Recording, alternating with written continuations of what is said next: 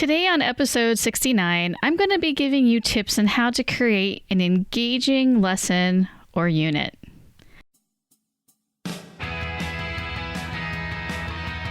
Welcome to the Teachers Need Teachers podcast, where we help new and beginning teachers navigate through those crazy first years of teaching so you can maintain your sanity and personal life. Here's your host, Kim Lapre.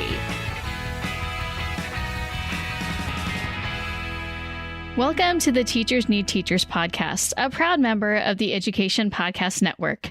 I'm your host, Kim Lapre, and this is the podcast for new and beginning teachers who don't want to just survive those first few years, but actually thrive.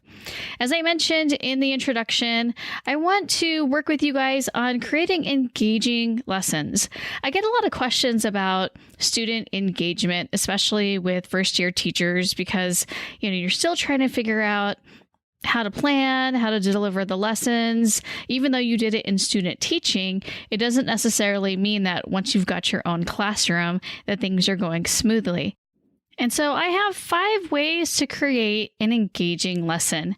And some of these, you may have heard of before, but I wanted to give you my own personal spin on them so that you can see how I'm actually using them in my classroom.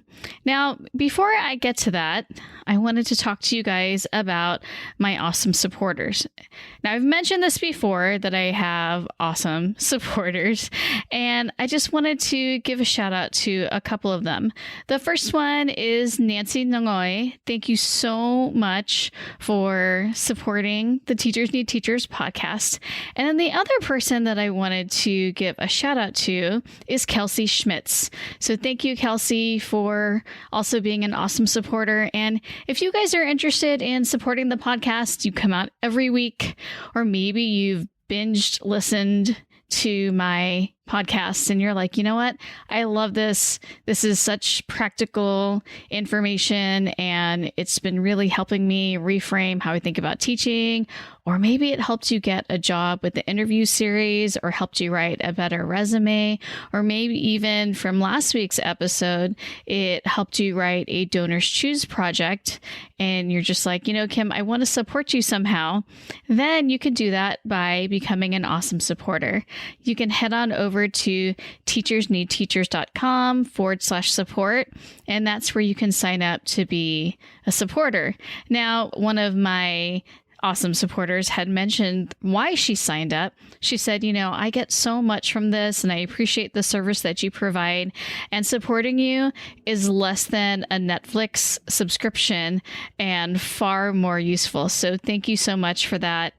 So what do you get for being an awesome supporter? Well, first, you get advanced screening, I guess you can call it, of the podcast, because I do videotape these podcast episodes, whether it's solo or if it's an interview. And so you get that ahead of time before everybody else does. You also get a shout out on social media, on the podcast, and then I also send you a Teachers Need Teachers podcast sticker. Finally, the most important benefit is that you know that you're supporting this podcast that you absolutely love. And I can't tell you how grateful I am for those of you that are supporting it. So again, that website is teachersneedteachers.com/support if you would love to be an awesome supporter. My name is Jennifer Cronk from the Assist Learning podcast. I'm a proud member of the Education Podcast Network, just like the show you're listening to right now. The opinions expressed are those of the individual hosts. Make sure you check out all the other great podcasts at edupodcastnetwork.com and get ready because the learning begins in 3, 2, 1. Student engagement is really important to us. Basically, when a student is engaged, it means that they are not only paying attention, but they are actually into the lesson, for lack of better words. They're interested in it. They're maybe even passionate about it, and they're giving you 100% of their attention. And we all want that. We all want to think that these lessons that we're creating are engaging and that the students will be interested in them. But a lot of times our lessons fall flat. They fall flat based on two things, the planning and the delivery. And so this is going to be a two-part series. And in this first part, I'm going to talk to you about the planning part, because this can set you up for great success in terms of engagement, or can also set you up for failure. And you know what I mean when your lesson is failing. The students just look at you, or they're slumping in their seat. You see them physically nodding off, or they're, zoning out, they're doodling. And so we don't want that, because the information that the students need to learn, it's important to our content area. And so it's really important that for us that we do the proper planning so that we can create engaging lessons. So the first strategy for creating an engaging lesson is to start with an essential question or maybe a challenge. So students want to see the point of the lesson and why they need to learn this. Knowing where they're heading really helps to frame that. A great way to do this is with your opening activities. So, you can make these seemingly unrelated to the task at hand. I think that's really important to kind of lead into it with something that doesn't seem like learning. For example, if students are going to learn how to find the area of an irregular shape, you could talk about a situation when you had to do that. So you can start with a story and then ask them to think about a time when they had a similar situation. So if I was going to teach how to find the area of an irregular shape, and I've used this example before, I might talk about how much sod I had to buy for my lawn. And my lawn is kind of, shaped like a peanut, and I had to figure out how much to buy for that. So real life situations like that, but you're basically giving like a story, and students love stories, and they also love to hear about you. I don't know if you have realized that. They love to know about our personal lives. So if you give them an example, then that will get the students hooked early on. So you need to think of an analogy to represent the skill or theme of your lesson. So, for example, if you're teaching a lesson on human sacrifices in the Mayan culture, you could bring up a situation where people thought it was worth it to sacrifice a few for the good of the whole. You could have them write about it, and then they could share that with their neighbors or groups, and then maybe you could even take volunteers to share out. Then you bring up the essential question, which takes the skill and puts it into a universally applicable question. So you could say for math, how is math connected to real world applications? So if I was doing that, finding the area of my lawn, that could be the essential question. Maybe in elementary, an essential question could be, what are the differences between storybooks and informational books? Maybe in science, you could ask, why are cause and effect important in life? And you know what? That question applies to other subjects as well. And for history, you could ask, how is power gained, used, and justified? That's a big one, right? That could also apply to stories in English. Now, the key here is to frame learning the skill in a way that doesn't seem like it's just pointless drill and kill. Students hate that. Can you blame them? And, if you're having difficulty coming up with essential questions, then you just need to Google essential questions for, and then put down your subject area. And there are a lot out there for you. So that's strategy number one. The second one that you've probably heard a lot about is student choice. Now, this is something that I've had to consciously make myself do. I'm used to just creating assignments and all the parameters that go with it because I like to control everything. And so, last year I decided to test out student choice and see how it went. So I did create some parameters, but I still gave them choice. My biggest fear was that it would be a pain in the butt to grade assignments that were literally all over the place. I honestly, I don't like to create too much work for myself since I already have so much to do as a teacher. And let's be honest, grading the same assignment from everyone is much more straightforward and streamlined and faster. but I figured it wouldn't hurt to try it out a couple of times to see how things would shake out. Well, I got to tell you guys, it was a hit. I had students reading a short story per week that I assigned to them. And then from those short stories that they read in a particular month, so let's say that they read 4 short stories in October, they had to pick one mini project associated with that story. So every story had its own different mini project. For example, the project for the story that we read, A Lamb to the Slaughter, the mini project option was to create a podcast episode. So in this assignment, they had to interview someone, which meant that there needed to be a host and a guest. And there was an assignment sheet that I gave them that they had to complete for the planning process. And then I showed them how to record the podcast on their iPad using GarageBand. Now, the project for the short story, The Lottery, that involved making a newsletter featuring the town's annual tradition of holding the lottery. They could make a physical newsletter or maybe use an app like Canva or Notability on their iPad. And again, I gave them an assignment sheet with the requirements for that particular mini project. Now, they found it exhausting to do one mini project per month, but they loved having the choice. Most of them actually put in a lot of effort into their project because it allowed them to work based on their personal strengths and interests. And some of the projects were also, writing a little report about the author. And then another project that month would be writing a poem. Well, for me, I'm not very good at writing poetry, and writing out, a report, some kind of mini informational essay, I could just get that out in about an hour or 2 at the most, depending on how detailed I want it to be. And so for each student, it was based on their interests and what they had time to do. I had students who always did the art option because they wanted to draw, but I had the highest rate of assignment completion with these mini projects because of the fact that I gave them choice. Now, obviously, this won't work for every assignment, but you should do more of this if you can because you'll get more buy-in from your students. All right, strategy number 3 is probably one of the most important ones, and that is to connect the work to student interests.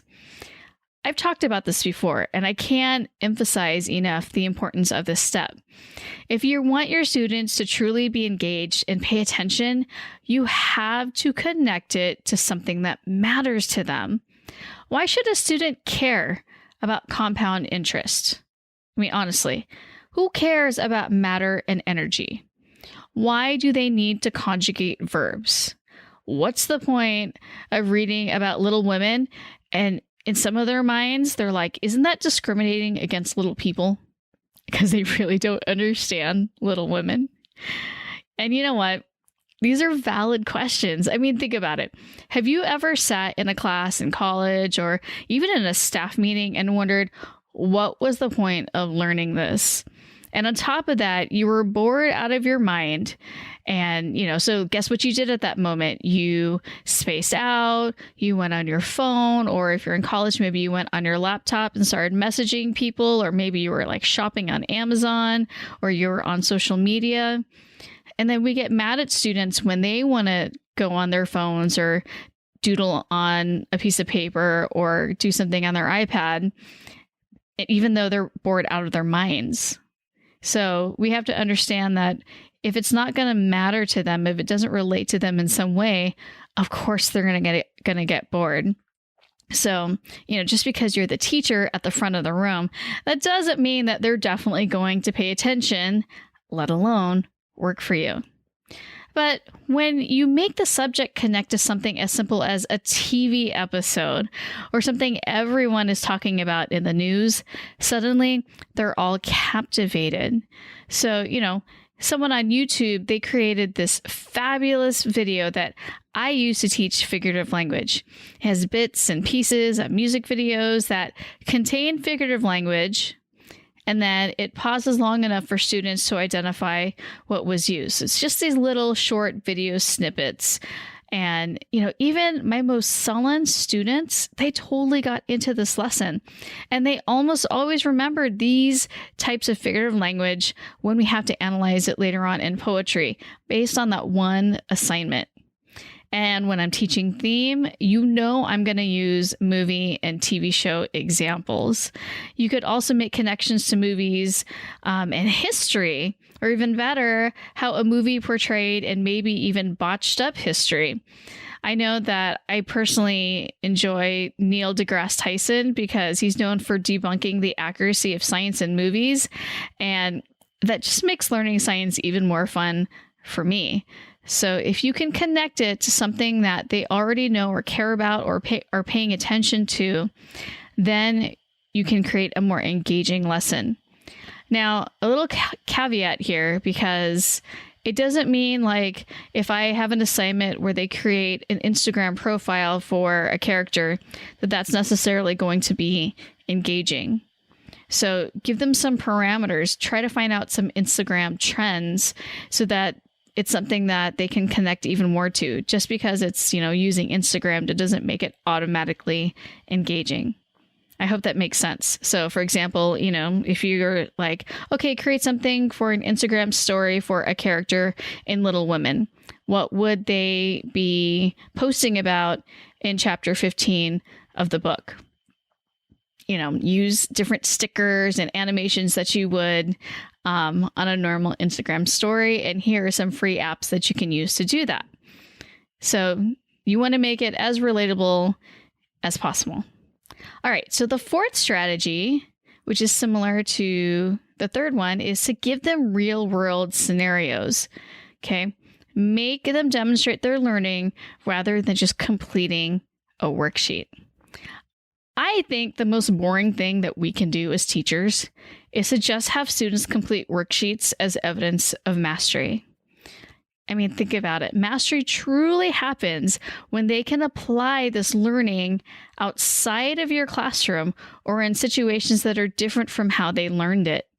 So, for example, when I teach argumentative writing, I have students do product or restaurant reviews.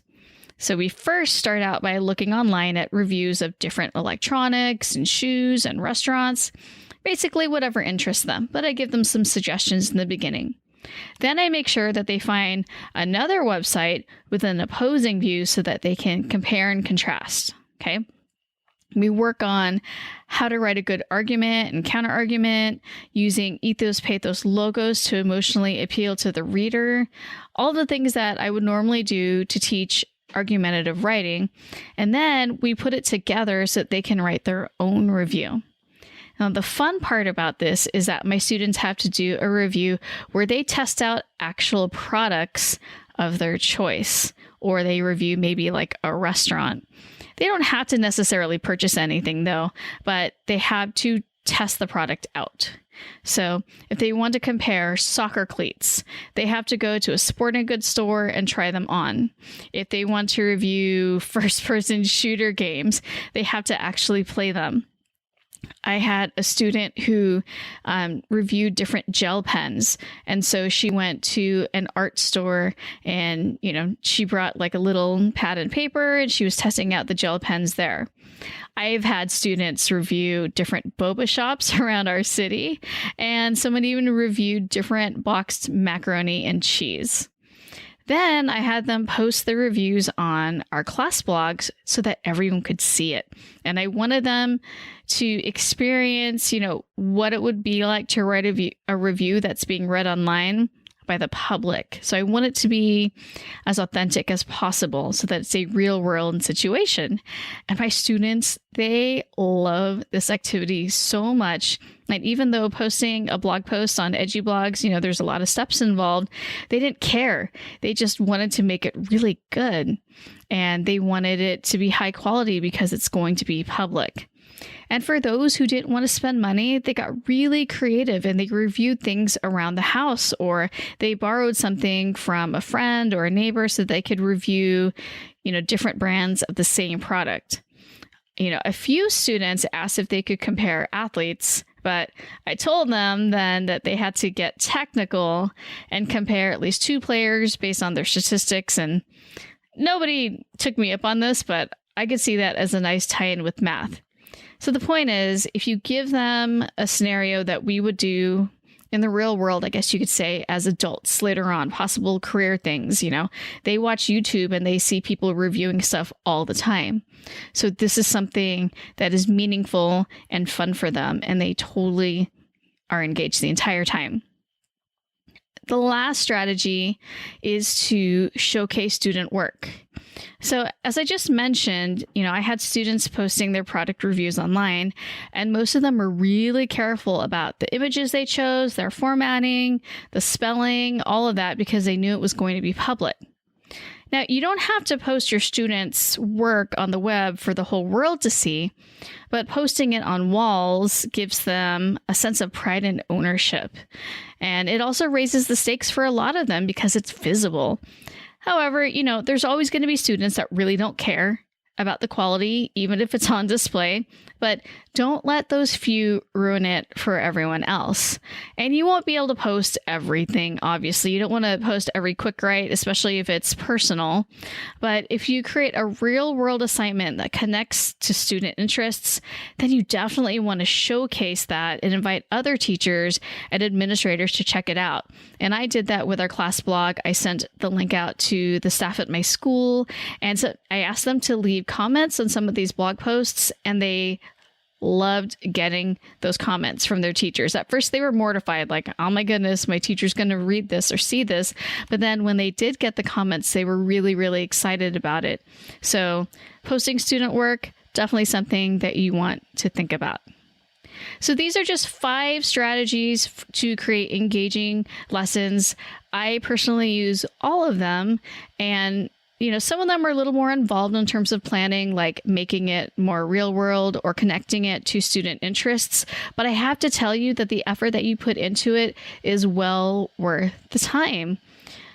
We can't just teach with drill and kill. Here's the worksheet. I mean, yes, we can give direct instruction and have them follow along, where we model and then we work together as a group.